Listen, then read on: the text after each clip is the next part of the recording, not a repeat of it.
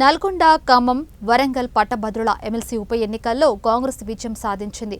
ఆ పార్టీ అభ్యర్థిగా పోటీ చేసిన తీన్మార్ మల్లన్న అలియాస్ చింతపండు నవీన్ బీఆర్ఎస్ అభ్యర్థి రాకేష్ రెడ్డిపై గెలిచారు. రెండో ప్రాధాన్యత ఓట్ల లెక్కింపు తర్వాత అధికారులు విజయాన్ని ధృవీకరించారు. మొదటి ప్రాధాన్యత ఓట్ల లెక్కింపులో ఎవరికీ మెజార్టీలు రాకపోవడంతో రెండో ప్రాధాన్యత ఓట్లను లెక్కించారు. బీఆర్ఎస్ అభ్యర్థి రాకేష్ రెడ్డి ఎలిమినేషన్తో మల్లన్న విజయం దక్కించుకున్నారు.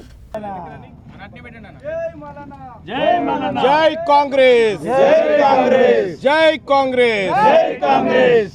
సోనియా గాంధీ గారి నాయకత్వం వర్ధిల్లాలి, రాహుల్ గాంధీ గారి నాయకత్వం వర్ధిల్లాలి. నల్గొండ, వరంగల్, ఖమ్మం జిల్లా నాయకత్వం. నల్గొండ, వరంగల్, ఖమ్మం జిల్లా నాయకత్వం.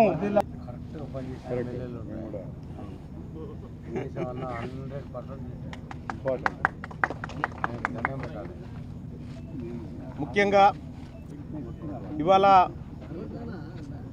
వరంగల్, నల్గొండ, ఖమ్మం పట్టభద్రుల ఎమ్మెల్సీ ఉప ఎన్నికల్లో మొట్టమొదటిసారిగా కాంగ్రెస్ పార్టీ విజయాన్ని సొంతం చేసుకుంది. మీ అందరికీ తెలిసినటువంటి అంశమే. కాంగ్రెస్ పార్టీకి ఎట్టి పరిస్థితిలో ఈ విజయం దక్కొద్దని BRS party, Bharatiya Janata party చేసినటువంటి ఉమ్మడి కుట్రలన్నీ కూడా మీ కళ్ళ ముందు ఉన్నటువంటి అంశాలే. ఇవాళ వాటన్నిటిని ఛేదించుకుంటూ 100 కోట్ల రూపాయల వ్యయంతో కాంగ్రెస్ పార్టీని దెబ్బ కొట్టాలని చూసినటువంటి శక్తులన్నింటినీ చీల్చుకుంటూ ఛేదించుకుంటూ ఇవాళ ప్రజల మన్ననలు పొందుతూ కాంగ్రెస్ పార్టీ జెండాను ఇక్కడ పాతడం జరిగింది.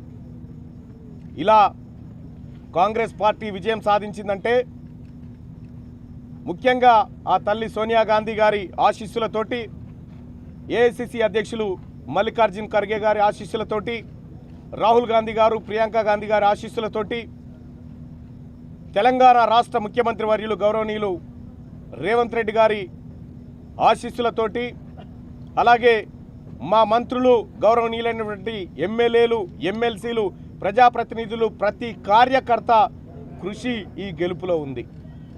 అలాగే కాంగ్రెస్ పార్టీకి అండగా నిలబడినటువంటి మిత్రపక్షాలుగా ఉన్నటువంటి ఇండియా కూటమి పార్టీలకు, వివిధ టీచర్ల సంఘాలకు, ఉపాధ్యాయ సంఘాలకు, ఎన్జిఓలకు, టీఎన్జిఓలకు, నిరుద్యోగ ప్రైవేట్ టీచర్స్